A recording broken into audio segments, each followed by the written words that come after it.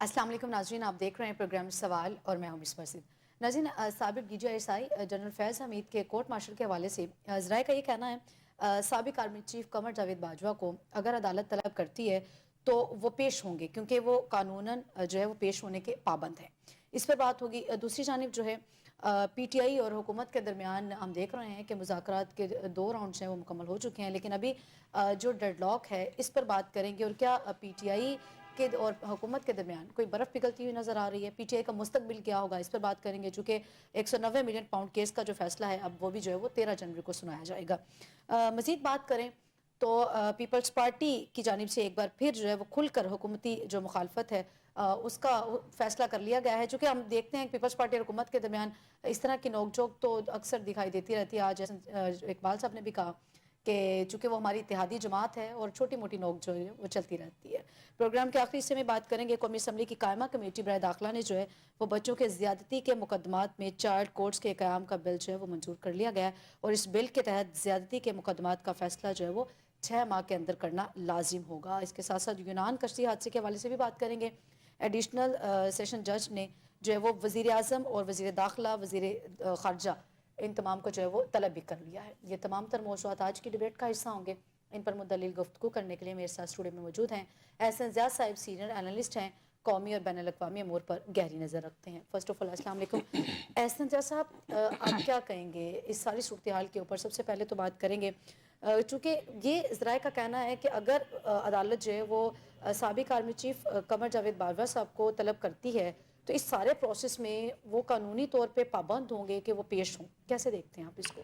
देखिए, कमर बाजवा साहब जो हैं इनकी अदालत में पेशी जो है इस हवाले से भी थोड़ी सी अहम है कि PTI का यकीनन ये मौक़िफ़ होगा कि अगर जनरल फैज़ बाजवा साहब जो फैज़ हमीद साहब हैं, अगर केस आगे चलता है तो बाजवा साहब भी उसके अंदर आए, क्योंकि फैज़ हमीद साहब जो इतलात यही है कि जो कुछ भी उनके ख़िलाफ़ केस है वो एक मौक़िफ़ उन्होंने ज़रूर इख्तियार किया है कि उन्होंने जो भी किया है वो उस वक़्त के आर्मी चीफ जो थे उनकी हदायत पर ही सब कुछ हुआ है।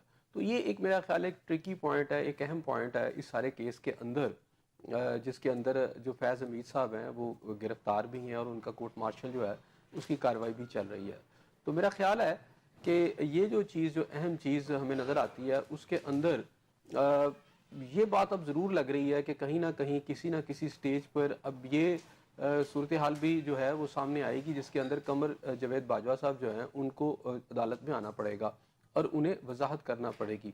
अच्छा, अगर वो आते हैं तो उसमें आप ये ज़हन में रखिएगा कि अगर उनके आने के बाद ज़ाहिर बात है फैज़ हमीद साहब अगर ये कहते हैं तो फिर वो क्या कहते हैं, वो चीज़ें जो है सामने आएंगी कि क्या वाकई फैज़ हमीद साहब जो हैं वो उन्होंने जो कुछ किया है वो खुद से किया है। अभी तक की जो इतलात है वो यही है कि जो अस्करी हलकों से हमें जो इतलात मिली हैं वो यही है कि वहाँ ये इस देखा जा रहा है, और इस बात पर शायद ज़्यादा मेरा ख्याल है टिल्ट भी है और इस बात पर यकीन भी है कि जो फैज़ हमीद साहब हैं उन्होंने अपने रैंक का ख्याल नहीं किया, और जो पाबंदी थी उन्होंने जो हल्फ लिया था उसकी खिलाफ वर्जी भी की, और उन्होंने ज़ाती फ़ायदों के लिए पॉलिटिकल लोगों को भी यूज़ किया या पॉलिटिकल एक्टिविटीज़ में शामिल हुए, और ये सारा कुछ जो हुआ उसमें उनकी बराह रास्त जो मुलविस होना है वो उनका इंडिविजुअल एक्ट ज़्यादा है।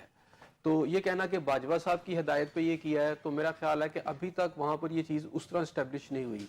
तो बहरहाल अगर केस की कार्रवाई चलती है तो बाजवा साहब को वहाँ आना पड़ेगा। ऐसे जी, सर फैज़ हमीद साहब की जान खुलासी हो सकती है अगर सारा मलबा जो है वो उस वक्त के आर्मी चीफ के ऊपर डाल दिया जाता है? चूँकि मैंने तो ये सारा कुछ जो किया था आर्मी चीफ के कहने पे किया था। देखिए उनके कहने से तो काफ़ी नहीं होगा ना, अब तो ये होगा कि वो सबूत उनको भी पेश करने पड़ेंगे। ये सब कुछ जो हुआ है उसमें तो ज़ाहिर बात है, सबसे पहले देखें मिसबा उनका अपना रोल देखा जाएगा कि पॉलिटिकल जमातों ने जो मुल्क के अंदर जिस ख़ास तौर पर जिस जमात को इंतशारी जमात ISPR ने कहा, वो उस जमात ने जो भी एक्ट्स किए जिसकी वजह से मुल्क के अंदर लॉ एंड ऑर्डर की सिचुएशन पैदा हुई, जिसकी वजह से 9 मई के वाक़यात हुए, वो सारा जो रोल है उस रोल के अंदर जनरल फैज़ हमीद साहब का इनडायरेक्टली और डायरेक्टली रोल क्या है असल में, वो अगर स्टैब्लिश हो जाता है और पता चलता है कि उनका कोई रोल है, तो उसमें देखें एक तो बात यह है कि जाती एक्ट आ जाता है। तो जब कुछ जाती एक्ट आप करते हैं सीट पर बैठकर, डेफिनेटली आप किसी चेन ऑफ कमांड के नीचे होते हैं, और ज़रूरी नहीं है कि उस चेन ऑफ कमांड ने आपको ये कहा हो कि आप ऐसा करें।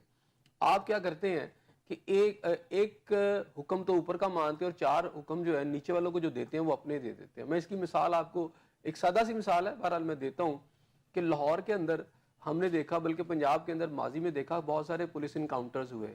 تو ابتدا کے جو پولیس انکاؤنٹرز ہوتے تھے مبینہ پولیس مقابلے, تو ان کے آرڈرز اوپر سے آیا کرتے تھے. تو جو کرنے والے تھے ان کے جو آگے بعد میں چیزیں سامنے آئیں وہ کیا کرتے تھے کہ ایک تو اوپر والا حکم مان کر انکاؤنٹر کر دیتے تھے, 4 اپنی مرضی سے پیسے پکڑ کے کر لیتے تھے. تو ایک انڈیویجول رول بھی اس کو سمجھیں آپ کہ جو انڈیویجول رول ہے وہ آپ چین آف کمانڈ پہ نہیں ڈال سکتے. تو وہ تمام چیزیں ابھی ظاہری بات ہے کورٹ آف جو ہے آرمی کورٹ میں جو ہے اس کو اسٹیبلش ہونا ہے, اور یہ بالکل آنے والے وقت میں پتہ چلے گا. اور بہرحال اگر جنرل فیض حمید صاحب کی اگر وہ بتاتے ہیں کچھ اور اس کی وجہ سے باجوہ صاحب کو آنا پڑتا ہے تو انہیں آنا چاہیے, چیزوں کو کلیئرٹی کے ساتھ سامنے آنا چاہیے.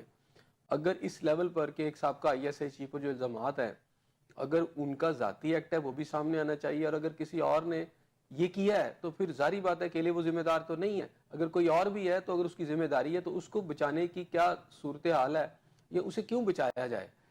میرا خیال ہے کہ یہ ایک اہم چیز ہے, اور اگر سزا ملتی ہے فیض حمید صاحب کو کسی غلط ایکٹ کے اوپر اور اگر ان کو سپورٹ باجوہ صاحب کی بھی تھی تو میرا خیال ہے سزا پھر دونوں کو ملنی چاہیے. ہم نے کہا کہ چین آف کمانڈ نے تو یہ نہیں کہا ہوگا کہ یہ ایکٹ آپ ایسا کریں.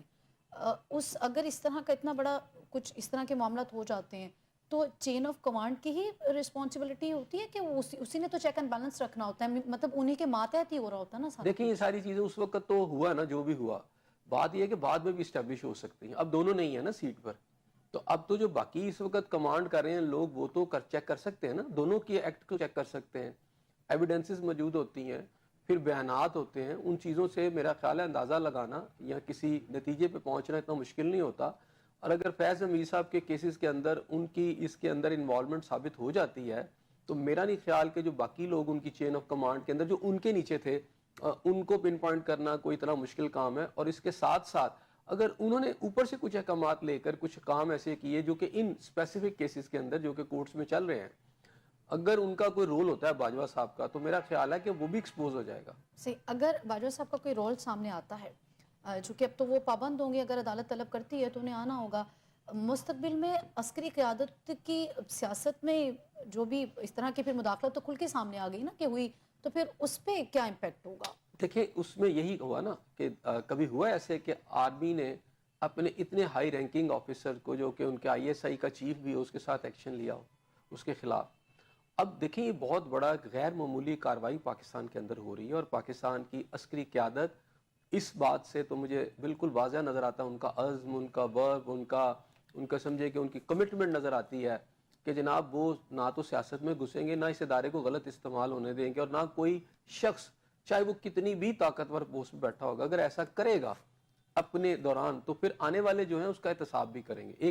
دیکھیں ایک نئی روایت قائم ہونے جا رہی ہے, اور میں تو اس کو سپورٹ کروں گا کہ اور میرا ہر پاکستانی کو بھی کرنا چاہیے کہ کوئی ادارہ کتنا بھی طاقتور ہو, اس کی کوئی اہم پرسنالٹی اگر اس لا اینڈ آرڈر کو یا اپنے حلف کی خلاف ورزی کرتی ہے تو he should be taken to task. تو جیسے ابھی لیا گیا ہے he is accountable for that.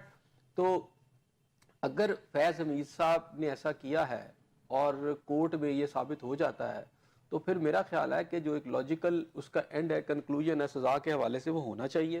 اور اس میں بے شک ان کے اپر جو تھے جو ان کی اتھارٹیز تھی اگر اس میں وہ ملوث تھیں تو ان کو بھی سامنے آنا چاہیے. اب یہ تو نہیں ہے کہ آپ سارا ملبہ ایک شخص پہ ڈال کے اور سب کو باقی کو ایگزونریٹ کر دیں, تو وہ میرا خیال ہے وہ بھی غلط ہے. تو لگتا یہی ہے کہ اگر فیض حمید صاحب اس طرح کہیں گے, میرا خیال ہے فیض حمید صاحب اگر ان کے پاس بھی کوئی سالڈ پوائنٹ ہوگا, اگر ان کو کہا گیا تبھی وہ نام لیں گے, ویسے نہیں بولیں گے. اور باجوہ صاحب بھی آ جائیں گے, اگر فیض حمید صاحب آ گئے تو باجوہ صاحب بھی آئیں گے وضاحت کرنے کے لیے. فوج کے امیج پہ کیا امپیکٹ ہوگا اس ساری صورتحال کا؟ فوج کی امیج بڑی ہے, بہتر ہوئی ہے. دیکھیں ہر ادارے کے اندر کہیں نہ کہیں آپ کو پتہ ہے کوئی کالی بھیڑیں بھی ہوتی ہیں, کوئی غلط کام بھی ہو سکتا ہے, لیکن اداروں کی امیج اس چیز سے خراب نہیں ہوتی کہ کوئی غلط کام کر رہا ہے. ہاں اداروں کی امیج اس چیز سے خراب ہوتی ہے کہ اگر کسی نے خلاف قانون کام کیا, اختیارات کا غلط استعمال کیا, and he goes scot free, اس کو کوئی سزا نہیں ملتی اور اسی طرح وہ چلا جاتا ہے, تو پھر ادارے کی امیج پہ بات آتی ہے. اگر وہی ادارہ احتساب کرتا ہے ان لوگوں کا جو اس نے ان کے ادارے کے اندر غلط کام کیے ہیں تو میرا خیال ہے اس سے اداروں کی جو امیج بھی بڑھتی ہے, وہ ان کی فعالیت جو ہے, جو فعال ہوتے ہیں وہ زیادہ بہتر فعال ہوتے ہیں, اور آنے والوں کے لیے, کیونکہ دیکھیں اچھائی اور برائی ہمیشہ سے ہمیشہ رہے گی. اب یہاں تو اس کو منیمائز کیا جا سکتا ہے, اس کو ختم نہیں کیا جا سکتا. تو یہ ایشوز رہتے ہیں, لیکن اگر ان ایشوز کو پکڑ کر آگے نہ بڑھنے دیا جائے, دوسروں کے لیے اگزامپل رکھی جائے کہ جناب ٹھیک ہے یہ اتنی ہائی پوسٹ ہے, اتنی ٹاپ سلاٹ کے اوپر ایک بندے نے یہ کام کیا, تو اس کو ہی از اکاؤنٹیبل فار دیٹ, اور اس کے خلاف ایکشن ہو گیا ہے, تو میرا باقیوں کے لیے ایک بڑا کلیئر میسج ہوتا ہے آنے والوں کے لیے کہ بھئی ہم نے اس کام میں انوالو نہیں ہونا. تو میرا خیال ہے آرمی کی بحیثیت امیج ایک ادارہ اس ساری کارروائی سے زیادہ بہتر ہوئی ہے. ایک بڑا سخت سٹانس تھا جو ہے وہ اسٹیبلشمنٹ کا اس حوالے سے 9 مئی کے حوالے سے, اور جن مجرمان کی رہائی ہوئی ہے چونکہ وہ اپنے ایک سخت سٹانس سے پیچھے ہٹے ہیں, تو اس میں نہیں, میرا نہیں خیال کہ وہ اپنے سٹانس میں ہوئے. یہ تو دیکھیں کورٹ ہے, آرمی کورٹ ہے, عدالت ہے, وہ بھی عدالت نے کچھ ایویڈنسز کے اوپر, کیونکہ آلریڈی جو پکڑے گئے تھے ان کو جب سے اگر ان کی اس سزا دیکھ لی جائے, تو میرا یہ خیال ہے کہ ان کو 5-5 6-6 ماہ رہ گئے تھے پیچھے ویسے بھی, تو وہ جو آلریڈی ان کی گرفتاری, ان کو ظاہری بات ہے 1.5 سال سے وہ اندر تھے, وہ بھی چیزیں تھی ساری, اور پھر میرا خیال ہے کچھ فیکٹس دیکھے گئے ہوں گے جس کی وجہ سے یہ سارا چھوڑا گیا ہے. اس کو یہ کہنا کورٹ کی وجہ سے چھوڑا گیا ہے, اور اس میں یہ کہنا کہ جی وہ 9 مئی میں شامل تھے تو اب ان کو بالکل قرار واقعی سزا ملنی چاہیے, بالکل ملنی چاہیے. جہاں پر ان کو نظر آیا ہے کہ یہاں سے ان کو چھوڑا جا سکتا ہے یا اس کی ایویڈنسز نہیں ہوں گی, انہوں نے اس میں ان کو کلیئر کر دیا. چونکہ یہ وہی لوگ تھے ایسے صاحب جنہوں نے یہ ایکٹ کیا تھا, تو اس لیے سوال ریز ہو رہا ہے کہ پھر ان کی رہائی اگر ممکن ہے تو پھر ماسٹر مائنڈ جو ہیں ان کے لیے کوئی دیکھیں اس میں کیس ٹو کیس ویری کرے گا نا, اس میں کیس ٹو کیس ویری کرے گا. ابھی یہ ہے کہ باقیوں کی انوالومنٹ کیا ہے. ایک بندہ فرض کیا اس جگہ سے 4 کلومیٹر دور کھڑا تھا, وہ آ گیا اور اس کے اندر ثابت بھی ہوا کہ چلے یہاں پہ تھا, لیکن اس کا ایکٹ ہے کیا اس نے اندر آ کے آگ لگائی نہیں لگائی, وہ بھی ساری چیزیں دیکھنی پڑتی ہیں. چونکہ بیرونی ممالک کی سرمایہ کاری جب کر رہے ہوتے ہیں تو آپ کی عسکری قیادت کے اوپر ایک بڑا اعتماد کا اظہار ہوتا ہے. ابھی حال ہی میں ہم نے اس کی ایگزامپلز بھی دیکھی ہیں. اس کو آپ کیسے دیکھتے ہیں اگر سابق آرمی چیف جو ہے وہ اس سارے معاملے میں نظر آ جاتے ہیں کہ پھر اس میں بیرونی سرمایہ کاری کے حوالے سے ایک بڑا اعتماد دیکھیں ابھی ہم قبل از وقت کہہ رہے ہیں سابق آرمی چیف, ابھی تو ان کے خلاف کوئی کارروائی نہیں ہے. ابھی تو ایک ایسے شخص کی بات کی جا رہی ہے جس کا ملوث ہونے کے حوالے سے ظاہری بات ہے بہت زیادہ ایویڈنسز موجود تھی, اور اب اس کا ایک بیان ہے, یعنی وہ ایک ملزم ہے اور ملزم کے ایک بیان کے اوپر ایک ایسے شخص کے بارے میں بات کی جا رہی ہے کہ جس کا ابھی تک اس کے اندر کوئی تعلق نظر نہیں آتا. چلے میں تو تھوڑی دیر کے لیے کہہ رہا ہوں کہ چلو بلا بھی لیا جائے گا, وہ تو بعد کی کارروائی ہے نا. اگر ہم اس وقت یہ بات کریں گے اس کا مطلب ہے ہم نے ان کو ایزیوم کر لیا کہ وہ اس میں ملوث بھی تھی, انہوں نے سب کچھ کیا. میرا نہیں خیال کہ ہمیں اس لائن پر اس طرح بات کرنی چاہیے. چونکہ آرمی چیف کے بعد ایک بڑا عہدہ D G I S I کا ہوتا ہے. نہیں وہ ٹھیک ہے, وہ تو ہو گئے نا. اب آرمی چیف کا تو کچھ اس میں ابھی تک کوئی چیز سامنے نہیں آئی, تو ابھی آئی نہیں تو ہم پرزیوم کر اور ایک نئی بات کو آگے لے کے چل پڑے کہ جناب نہیں, اب چونکہ غیر ملکی اطلاعات یہ اس طرح کی ہیں نا, اطلاعات نہیں ہے نا, خبریں بھی اس طرح کی ہیں, اطلاعات نہیں ہے, اطلاعات نہیں ہے. ایک کیس ہے, اس کیس کے اندر ایک شخص جو ہے جس کے اوپر یہ ساری چیزیں ہیں, وہ اگر یہ کہتا ہے کہ جناب تو کیا وہ آ کے اپنی وضاحت کریں گے. اچھا وہ آ کے وضاحت بھی کرتے ہیں اور اگر اس میں ثابت نہیں ہوتا تو اس کا یہ مطلب تو نہیں ہے کہ وہ ملزم ہے. سابق D G I S I کے حوالے سے فیض حمید صاحب کے یہ بھی خبریں زیر گردش تھی کہ وہ سلطانی گواہ بھی بن سکتے ہیں بانی پی ٹی آئی کے حوالے سے. دیکھیں یہ تھی, ابھی تک تو ایسی چیز سامنے نہیں آئی, لیکن بہرحال یہ جب ایک کیس چلتا ہے تو مختلف پہلوؤں سے اس کے حوالے سے میڈیا میں باتیں بھی آتی ہیں. یہ بھی ایک اسی طرح کی بات تھی. صحیح. ابھی ہم یہ دیکھ رہے ہیں مذاکرات کا ایک راؤنڈ ہوتا ہے, پھر دوسرا راؤنڈ ہوتا ہے پی ٹی آئی اور حکومت کے درمیان, اور پھر درمیان میں ہم دیکھتے ہیں کہ کہیں پہ ڈیڈ لاک نظر آتا ہے. اس صورتحال کو آپ کیسے دیکھ رہے ہیں؟ مذاکرات ہوتے ہیں نہیں ہوتے؟ دیکھیں اب جو تعطل کا شکار ہوا ہے میرا خیال ہے وہ تو اس حوالے سے ہی سمپلی کہ وہ ریٹن آیا ہے کہ نہیں آیا پی ٹی آئی کی طرف سے. پھر پی ٹی آئی نے ایک اور نیا مطالبہ اس کے اندر رکھا ہے. پہلے تو 2 مطالبے ہم نے پہلے بھی ذکر کیا, تیسرا مطالبہ یہ رکھا ہے کہ بانی پی ٹی آئی سے ملاقات کروائی جائے, جو گورنمنٹ کہہ رہی ہے کہ پہلے یہ آپ کا مطالبہ نہیں تھا. بہرحال وہ کہتے ہیں جی ریٹن فارم میں ہے, یہ کہتے ہیں ریٹن فارم میں ہمارا ہے.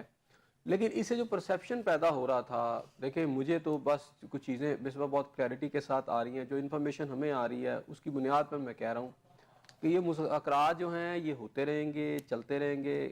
مذاکرات کھیلا جاتا رہے گا, لیکن حقائق یہ ہیں کہ مجھے اس کے اندر جو آپ نے اپنے پروگرام میں شروع میں بات کیا کہ پی ٹی آئی کو کوئی ریلیف ملے گا، مجھے بانی پی ٹی آئی کو کوئی ریلیف ملتا نظر نہیں آ رہا، کیونکہ جو سچویشن نظر آ رہی ہے یہ ایسی نظر آ رہا ہے کہ یہ ٹھیک ہے، یہ بالکل مذاکرات بھی ہوں گے، شاید تھوڑے آگے چلیں، تعطل کا شکار ہو جائیں، پھر شروع ہو جائیں، یہ ہو بھی جائیں، لیکن جو ایک کمٹمنٹ نظر آ رہی ہے وہ کمٹمنٹ یہی ہے کہ 9 مئی کے واقعات کے اندر جو ماسٹر مائنڈ ہیں، دیکھیں اگر آپ ماسٹر مائنڈ کی بات کرتی ہیں یا پلانرز کی بات کرتی ہیں تو اس میں اس رول کے اندر آپ بانی پی ٹی آئی کو اس میں سے ایکسکلوڈ نہیں کر سکتے، ایگزونریٹ نہیں کر سکتے، کیونکہ ان کا پھر بنیادی اس میں ایک رول ہے سب کو، اور پھر انہوں نے مان بھی لیا کہ ان لوگوں کو میں نے وہاں پر بھیجا تھا، میں نے خود بھیجا تھا۔ جب آپ لوگوں کو وہاں بھیج دیتے ہیں، ٹھیک ہے نا، پھر آپ یہ نہیں کہہ سکتے کہ انہوں نے یہ ایکٹ کیا تو میں اس میں شامل نہیں تھا۔ بہرحال آپ نے بھیجا، پلاننگ آپ کی تھی، کیونکہ پلانر کے طور پہ بات کی نا، یا جو جس کا اس کے اندر جس کا مائنڈ سیٹ جو تھا اس طرح کا تھا، اس نے اس کو سارا پلان کیا، تو اگر آپ نے لوگوں کو وہاں پہ بھیجا ہے 9 مئی کے واقعات میں سرٹن پلیسز کے اوپر جو کہ آرمی کی پلیسز تھی، تو ایک چیز تو ثابت ہو گئی اس سے نا کہ آپ ہی نے بھیجا ہے، پلاننگ آپ ہی کی تھی، ٹھیک ہے نا۔ اب آپ اس میں یہ کہہ رہے ہیں جو ایکٹ ہوا ہے اس میں میں شامل نہیں تھا، میں نے ان کو نہیں کہا تھا، لیکن پلاننگ کی جہاں تک بات ہے کہ وہاں پر جانا ہی وہ کس کے آرڈر پہ ہوا، وہ آپ خود ایک بیان میں تسلیم کر چکے ہیں۔ تو مجھے لگتا ہے کہ بانی پی ٹی آئی جو ہیں اس میں جو آپ کو کوئی نظر آتا ہے نا، ریلیف ملتا نظر آ رہا ہے ان کو، مجھے 9 مئی کے واقعات میں بانی پی ٹی آئی کو کوئی ریلیف ملتا فی الحال تو نظر نہیں آ چونکہ رہا۔ مجرمان کی جو رہائی ہوئی اس کے حوالے سے یاسین صاحب ان خبروں نے زیادہ تقویت پکڑی کہ چونکہ برف پگھل رہی ہے، کہیں پہ ایسے معاملات ہو رہے ہیں جی بانی پی بالکل ٹی آئی کے حوالے بالکل، سے؟ یہ ہوا ہے ان مذاکرات سے، یہ بالکل ایسا شو ہوا ہے، ایسا امپریشن بھی آیا ہے، لوگوں نے انفر بھی کیا ہے کہ شاید کوئی مذاکرات ہیں، برف پگھ رہی ہے، لیکن میں آپ کو لیٹسٹ بتا رہا ہوں کہ جو ہمارے پاس ایویڈنسز آ رہی ہیں، ہمارے پاس جو صورتحال ہمیں سامنے نظر آ رہی ہے، اس صورتحال کی بنیاد پر میں کہہ رہا ہوں کہ اس وقت اگر آپ بات کریں نا کہ آپ کے عسکری اداروں میں اس حوالے سے کوئی لچک پیدا ہوئی ہے، تو بالکل ایسی کوئی لچک نظر نہیں آتی، ان کا موقف ویسے ہی ہے، اور مجھے لگتا ہے کہ ان کی بھی جو انٹینشنز ہیں وہ یہی ہے کہ جناب یہ جو ہے کیس آگے بڑھے اور اس کا لاجیکل کنکلوژن جو ہے وہ نکلے۔ اب بانی پی ٹی آئی کو تو آپ کہہ رہے ہیں کہ کوئی ریلیف ملتا ہوا آپ کو نظر نہیں آ رہا، بطور جماعت پی ٹی آئی کا مستقبل آپ کیا دیکھ رہے ہیں؟ دیکھیں بانی پی ٹی آئی ہو یا انتشاری جماعت، ایک لفظ ذہن میں رکھیے گا، انتشاری جماعت، تو مجھے تو دونوں کا کوئی فیوچر نظر نہیں آ رہا پاکستان کے اندر، ٹھیک ہے۔ اب وہ کس طرح اپنی پارٹی کو بھی لے کے چلتے ہیں، پارٹی کی جو صورتحال آپ کے سامنے اس وقت جو لیڈرشپ کر رہی ہے، ان کے پاس ایک موہوم سی امید تھی کہ جناب مذاکرات کے ذریعے ایک بہت زیادہ یہ پھیلائی گئی باتیں کہ جناب بس وہ پی ٹی آئی کے ترلے منتے کیے جا رہے ہیں کہ جناب یہ سرٹن عسکری اداروں کے جو لوگ ہیں ان کو یہ ریلیف دے دیں تو یقین دہانی دلا دیں کہ یہ ایکشن نہیں ہوں گے تو پھر وہ معاملات آگے بڑھیں گے، لیکن مجھے ایسی بات بالکل نظر نہیں آ رہی، ایسی ریمیورز میں مجھے کوئی بھی ٹھوس نظر نہیں آ رہا، اور ٹھوس بات نظر نہیں آ رہی، اور مجھے یہ لگ رہا ہے کہ ابھی آنے والے دنوں میں اچانک آپ دیکھیں گے کہ یہ جو کارروائی ہے، خاص طور پر اگر آپ دیکھیں کہ یہ جو توشہ خانہ کیس ہے، اور اس کے علاوہ توشہ خانہ کیس کے اندر تو خیر تھوڑا سا انہوں نے بھیج دیا کہ مزید انکوائری کی بات کی ہائی کورٹ نے، لیکن اس سے پہلے وہ جو 190 غالباً وہ ملین پاؤنڈ کا یا 90 ملین پاؤنڈ کا جو کیس ہے، وہ جو ہے وہ اس کے اندر جو ہے ابھی سزا کی اناؤنسمنٹ ہو گئی ہے، ابھی چند دنوں کے بعد وہ سزا اناؤنس کر دی جائے گی، مجھے یہ لگ رہا ہے کہ وہ سزا کی طرف جا رہا ہے کیس۔ صحیح ہو گیا۔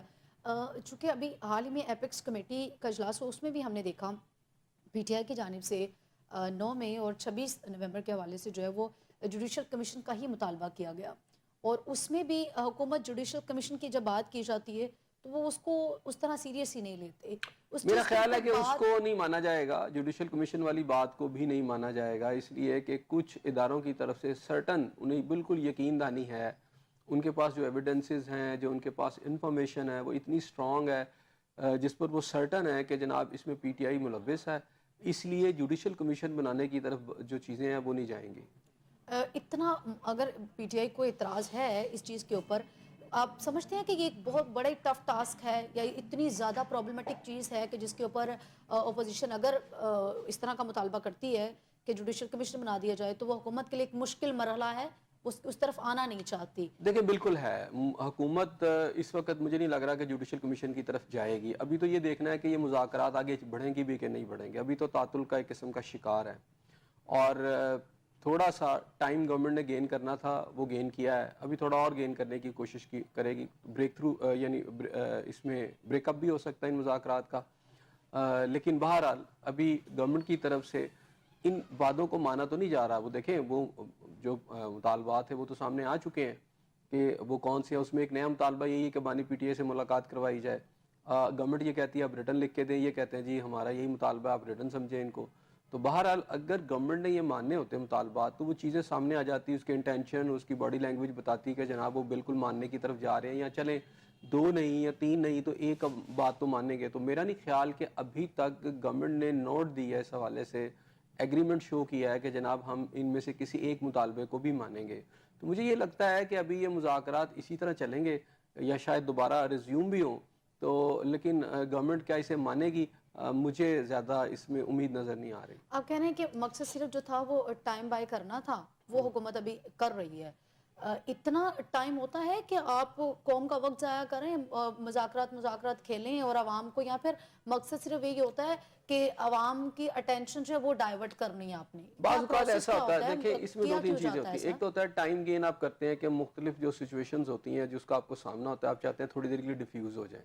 ابھی ڈی چوک 26 نومبر والی باتیں اور سارا کچھ جو کچھ ہوا اس کی جو ایک ہائپ کریٹ ہوئی تھی اس کو تھوڑا سا سیٹل ڈاؤن کرنے کے لیے مجھے لگتا ہے کہ یہ مذاکرات کا سلسلہ کیا گیا. اور دوسرا یہ ہے کہ وہ جو دوبارہ سے کہہ رہے تھے کہ جی ہم احتجاج کریں گے, اور اس کو بھی تھوڑا ڈیفیوز گورنمنٹ نے کرنا تھا, تو گورنمنٹ نے تھوڑا سا ان کو انگیج کیا اور وہ ہو گیا. لیکن بعض اوقات ایسے بھی ہوتا ہے مصباح کہ دونوں پارٹیز جو ہوتی ہیں مذاکرات چار ہی ہوتی ہیں کہ کوئی بریک تھرو ہو جائے, لیکن کچھ سرٹن ایلیمنٹس اور بھی ہوتے ہیں, کچھ ایسی قوتیں ہوتی ہیں جو نہیں چاہتی کہ یہ چیز آگے بڑھے.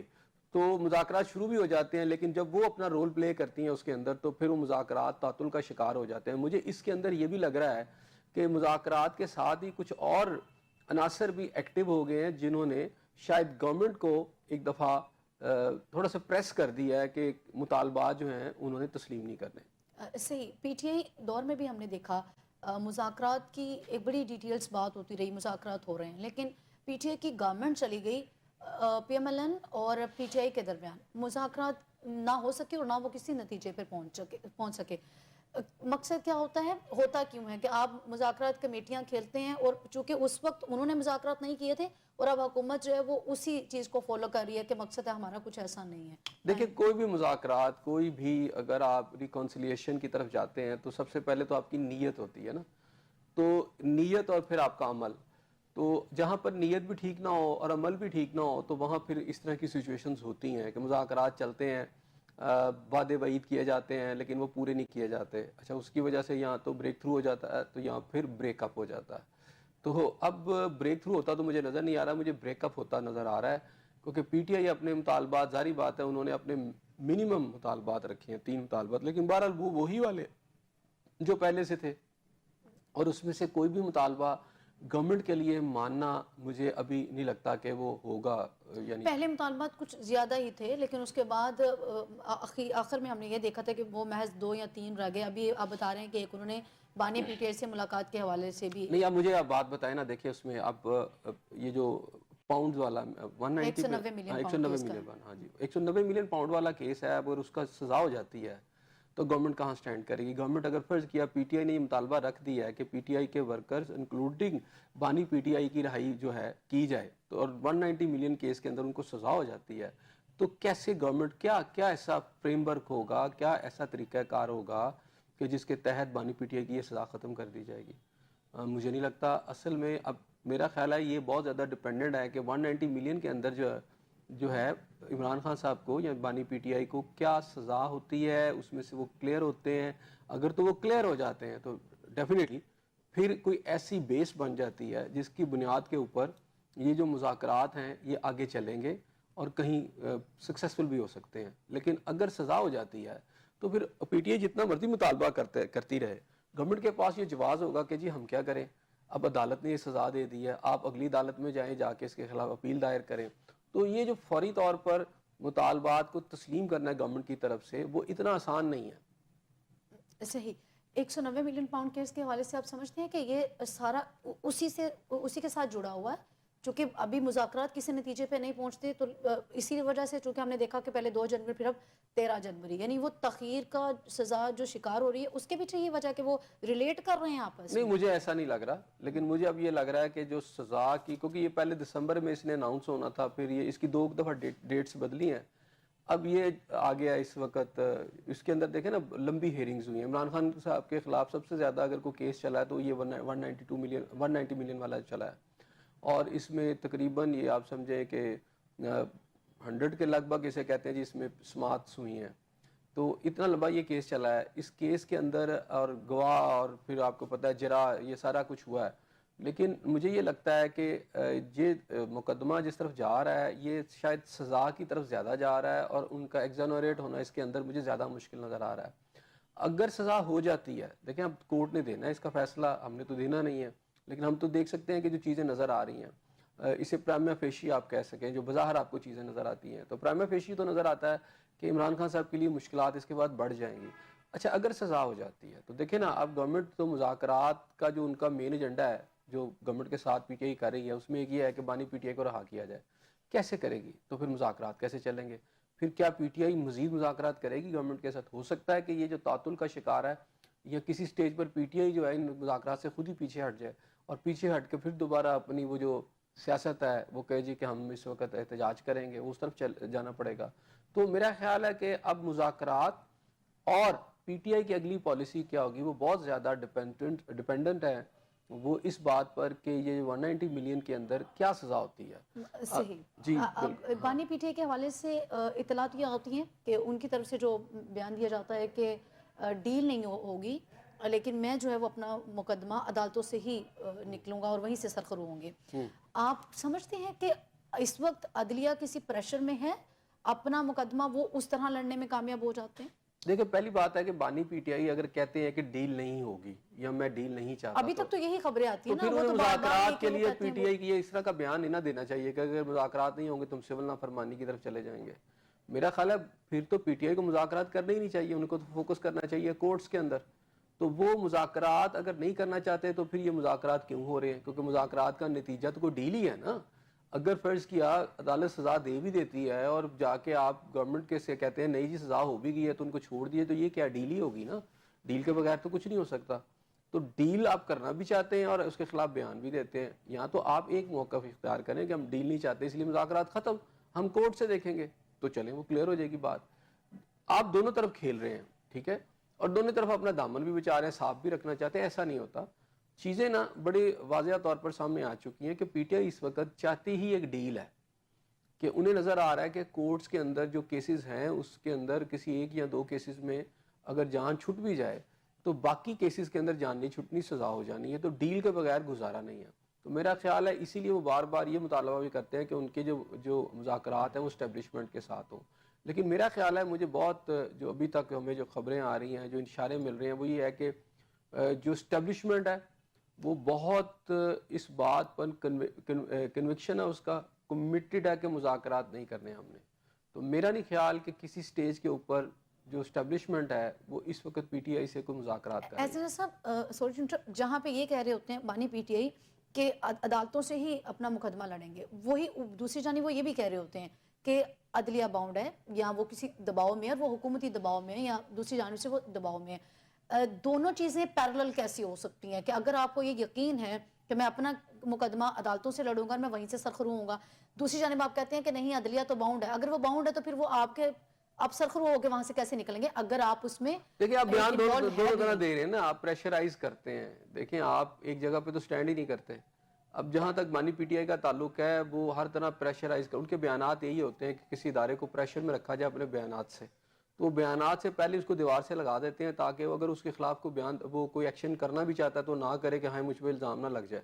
تو یہ جو الزام والا ایک طریقہ کار ہے، اسی لیے تو میرا خیال ہے ان کو الزام خان بھی کہا جاتا ہے، ان کی اپوزیشن جو ہے ان کو الزام خان کہتی ہے کہ ان کے پاس الزام دینے کے علاوہ زیادہ پالیٹکس اگر آپ ان کی دیکھیں تو الزامات سے زیادہ میرا خیال اور کچھ بھی نہیں ہے۔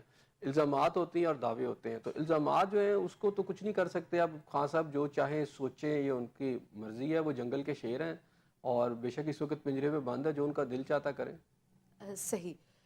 پیپلز پارٹی کے حوالے سے بات کریں گے، چونکہ اس وقت پیپلز پارٹی جو ہے وہ کہہ رہی ہے کہ ہم کھل کے حکومتی جو پالیسیز ہیں ان کی پالیسیوں کی مخالفت کریں گے. یہ کوئی پہلی دفعہ تو نہیں ہے، پیپلز پارٹی اکثر اس طرح کے بیانات دیتی ہے جو کہ اس وقت وہ حکومتی اتحادی جماعت ہے. اس بیان کو آپ کیسے دیکھتے ہیں؟ بس روایتی؟ جی بالکل. پاکستان پیپلز پارٹی والوں کی طرف سے ابھی جو اطلاعات آ رہی ہیں وہ یہی ہیں کہ جناب انہوں نے فیصلہ کر لیا ہے کہ حکومت کی جو غلط پالیسی ہیں اس پر سخت تنقید کی جائے.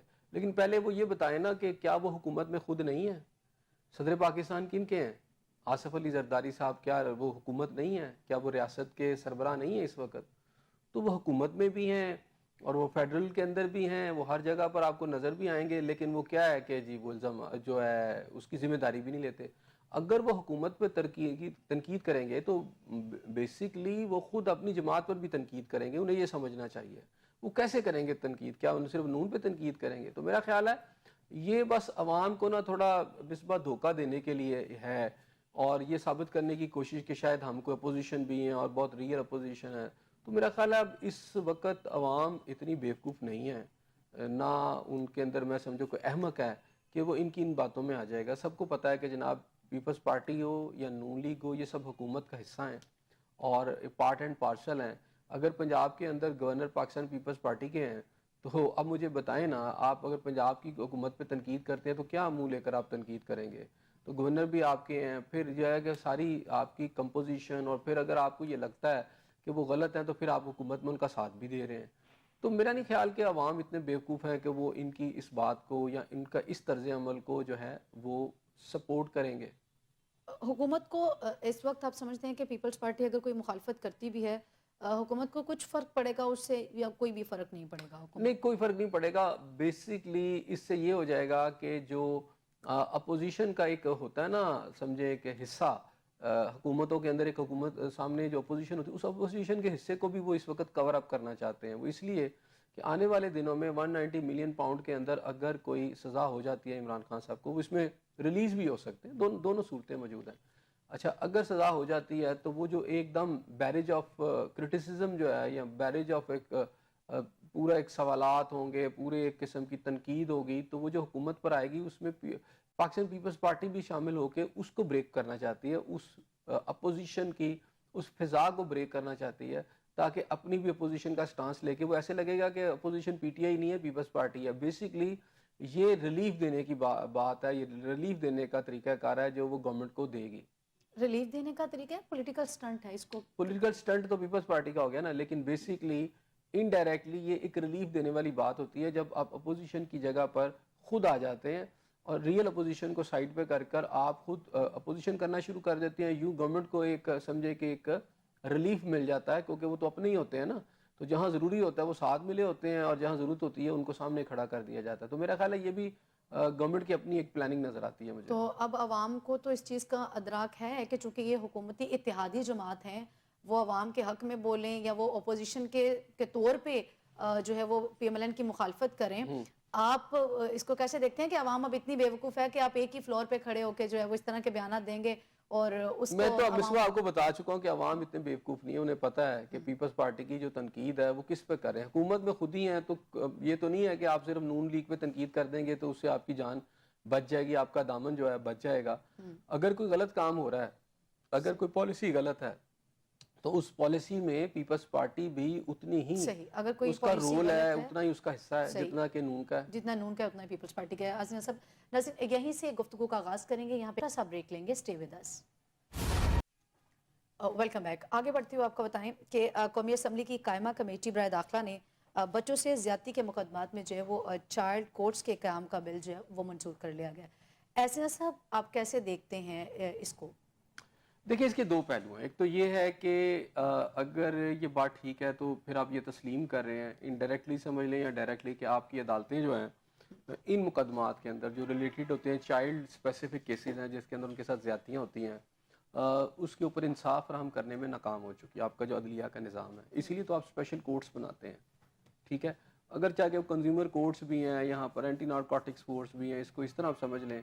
لیکن دوسری طرف آپ یہ بھی اس کو کہہ سکتے ہیں کہ چلیں انصاف کی فراہمی کے لیے ایک اسپیسیفک وے اختیار کیا جا رہا ہے اور اس میں ایک سرٹن ٹائم پیریڈ دیا گیا کہ اس کے اندر اس کو فیصلہ کرنا ہے. یہ بھی آپ سمجھ سکتے ہیں کہ جناب کورٹس میں شاید بہت زیادہ برڈن ہے، تو اس لیے اسپیشل کورٹس میں جب یہ کیسز چلیں گے تو وہ صرف چونکہ یہی کیسز ہوں گے تو ان کی پھر ہیئرنگ بھی صحیح طریقے سے ہوگی. تو دونوں پہلو اس کے ساتھ ساتھ چل رہے ہیں. تو میرا خیال ہے کہ پاکستان کے اندر بچوں کے ساتھ جو زیادتی کے واقعات ہیں، بچوں کے ساتھ جو کچھ بھی ہوتا ہے، اس حوالے سے ایک قوم کو تو جاگنا چاہیے تھا، حکومت کو بھی جاگنا چاہیے تھا.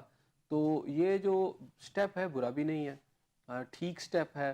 لیکن بات یہ ہے کہ پھر یہ پورا آپ کا عدلیہ کا نظام پہلے کہاں کھڑا تھا اور اب کہاں کھڑا ہے، یہ بھی دیکھنا پڑے گا. بہرحال ان سزاؤں کو جو ہے جو ان عدالتوں سے ملیں گی، اچھا ان کی امپلیمنٹیشن کیسے ہوگی یہ بھی ابھی دیکھنا ہے. پھر یہ سسٹم بنے گا کیسے، ورک کیسے کرے گا. ابھی تو بہت ابتدائی سٹیج ہے کہ ابھی لا میکنگ کی طرف یہ گیا ہے. اچھا یہ پاس ہو جاتا ہے تو میرا خیال ہے اس میں کوئی مذاکرہ بھی نہیں ہے. اگر ہو جائے تو اچھی بات ہے. ملک کی جو بچے ہیں یہ قوم کا مستقبل ہے.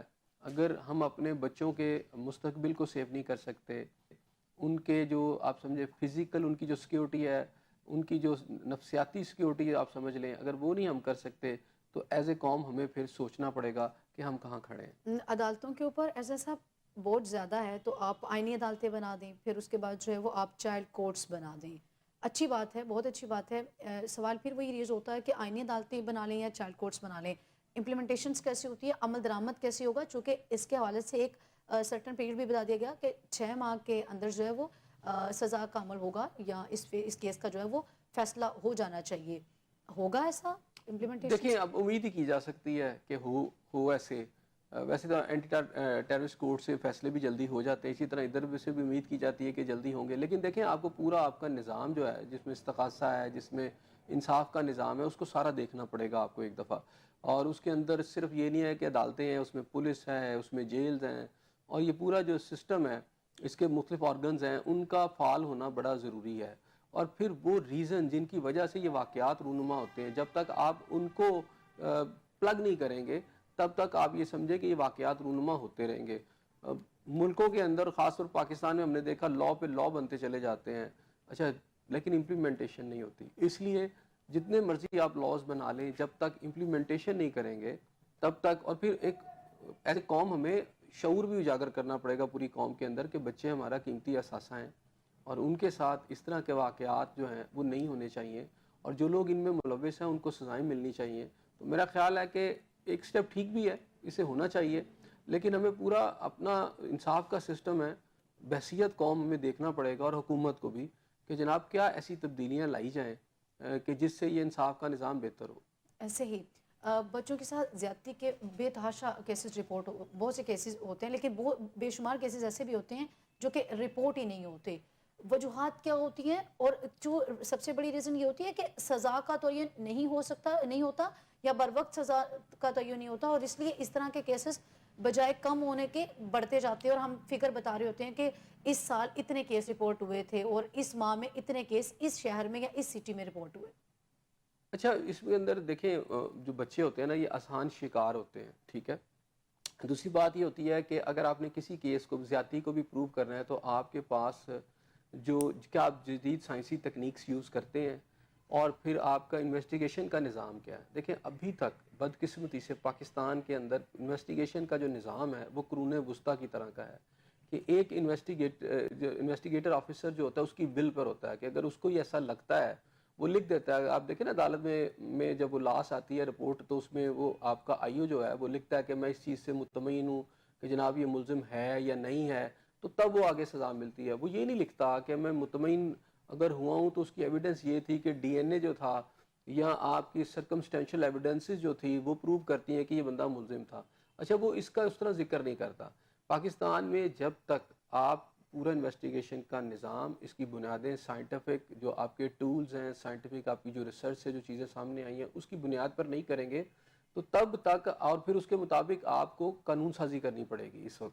اس وقت ایک شخص جو ہے آپ کو پتہ ہے کہ اگر آپ ایک سب انسپیکٹر دیکھ لیں جو انویسٹیگیٹو آفیسر ہوتا ہے، انویسٹیگیشن کرتا ہے، یا آپ تو زیادہ تر اگر دیکھیں کہ یہ عام سی ثانوی تعلیم کا ان کے پاس ڈگریاں ہوتی ہیں، اور اس کے بعد ان کے پاس وہی جو پولیسنگ کا تجربہ ہوتا ہے وہ وہی والا پولیس والے کا تجربہ ہے کہ جس میں ملزم کو بے گناہ اور بے گناہ کو ملزم کیا جاتا ہے. تو اس بنیاد پر جب آپ لے کے آتے ہیں اور کہتے ہیں جی میں مطمئن ہوں، تو پھر اسی وجہ سے بہت سارے کیسز جو ہیں، آپ کو یاد ہوگا زینب والا کیس، زینب والے کیس کے اندر پہلے وہ ملزم پکڑا بھی گیا، پھر اسے چھوڑ دیا گیا، کیونکہ اس وقت کا جو انویسٹیگیشن کر رہے تھے انہوں نے لگا کہ جناب یہ ملزم نہیں ہے، تو انہوں نے کہا جی کہ ہم نہیں سمجھتے کہ یہ ملزم ہے، تو انہیں چھوڑ دیا گیا.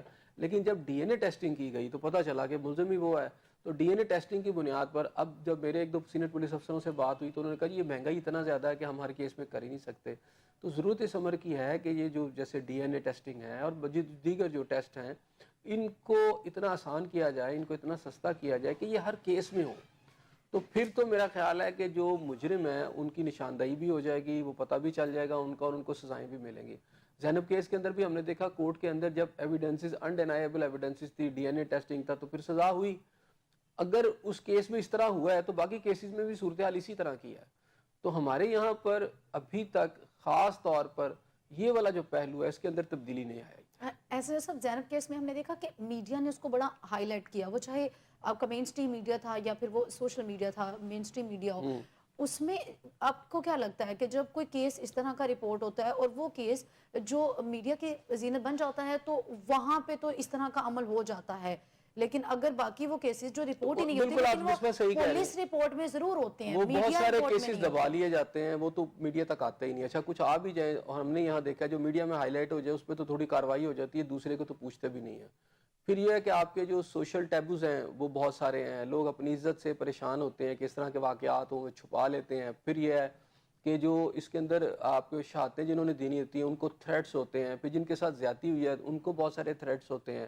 تو ان تھریٹس کو بھی ظاہری بات ہے ان کے جان و مال کا تحفظ تو اداروں نہیں کرنا ہوتا، وہ بھی نہیں ہوتا. پھر ہمیں پتہ چلتا ہے کہ ایک واقعے کے بعد کوئی دوسرا واقعہ ان کے ساتھ ہو جاتا ہے.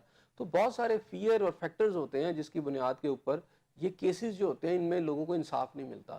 تو یہ تو ریاست نے انشور کرنا ہے نا، قانون سازی آپ کو اس طرح کی کرنی پڑے گی. اور قانون سازی یہ ہے کہ میں نے پھر آپ سے کہا کہ انویسٹیگیشن کا پورا نظام آپ کو بدلنا پڑے گا. جب وہ آپ کا استغاثہ پیش کیا جاتا ہے اس لائن کو کہ انویسٹیگیشن آفیسر جو ہے وہ کہے کہ جناب میں سمجھتا ہوں کہ یہ اس میں ملزم ہے یا میں سمجھتا ہوں یہ ملزم نہیں ہے، اس لائن کو نکال کر یہ لکھا جائے کہ سائنٹیفک جو ریسرچ ہے یا سائنٹیفک جو ایویڈنس ہے، مثال ہے ڈی این اے یہ کہتا ہے کہ یہ بندہ ملزم ہے، آپ کی جیو فینسنگ سے یہ پتہ چلتا ہے، آپ کی فنگر پرنٹ سے یہ پتہ چلتا ہے. جب آپ یہ ساری چیزیں اس طرح کریں گے تو پھر ایک جینون ملزم جو ہوگا نا وہ پکڑا جائے گا. صحیح.